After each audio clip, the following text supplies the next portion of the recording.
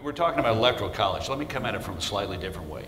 First of all, if Romney only carries the McCain states, the Electoral College is 12 Electoral College votes closer. Because states like Texas, Georgia, South Carolina, Utah, Arizona gained Electoral College votes. States like New Jersey, Pennsylvania, New York, Massachusetts lost Electoral College votes, Ohio, Michigan. So it's already closer only if he carries those. Think about it this way, 3, 2, 1. There are 3 historically Republican states that Romney needs to recover: Indiana, North Carolina, Virginia.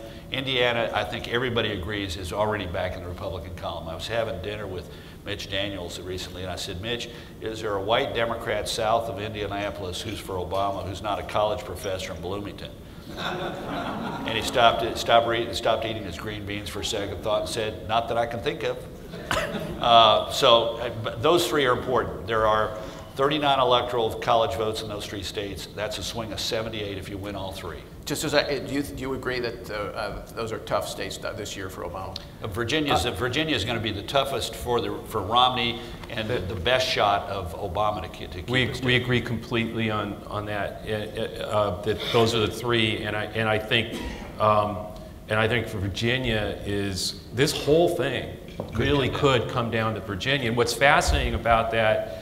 I mean, just sort of the irony and strange way politics work is that in '89, Virginia elects a guy named Doug Wilder, the first African-American governor of a state, largely on pro-choice, on his pro-choice message. Virginia just shocked everybody because of what his messaging was. And now it could come down to Virginia with the first African-American president. And what part of the reason Virginia's a problem for Romney right now is because of the governor passing the ultrasound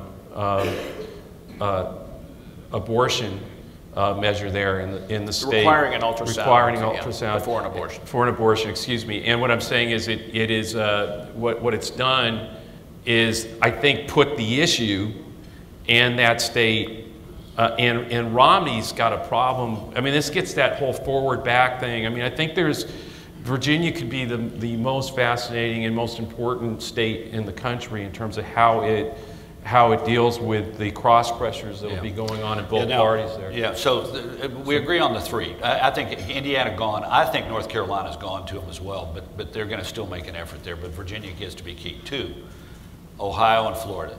49 electoral college votes. It would be a shift of 98 if they fell back into the Republican column like they were in '04.